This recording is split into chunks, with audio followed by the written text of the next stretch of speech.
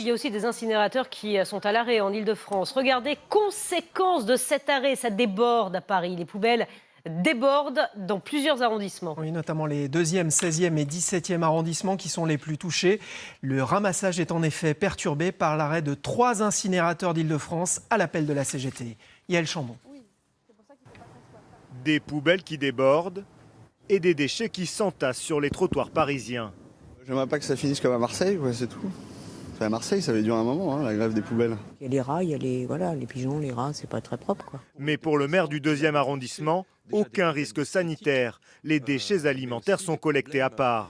Une situation accentuée par le comportement de certains riverains. Effectivement, les gens profitent de façon d'ailleurs tout à fait illégale de mettre leurs déchets personnels sur la voie publique alors que c'est interdit, ils doivent le mettre dans un bac. Il n'a absolument pas le droit de mettre sur la voie publique ce dont il veut juste se débarrasser.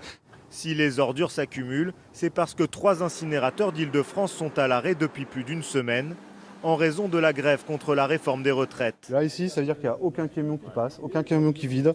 Comme les fosses sont pleines, les camions bennes ne peuvent plus y déverser leurs déchets. 68% des salariés sont en grève. Ce n'est pas une minorité, c'est bien une majorité qui aujourd'hui suivent le mouvement. Donc le mouvement, il a un coût pour les salariés, mais ils sont déterminés aussi, au même titre que le gouvernement, à s'opposer contre le projet. Ces 3 centres d'incinération traitent normalement plus de 6000 tonnes de déchets par jour.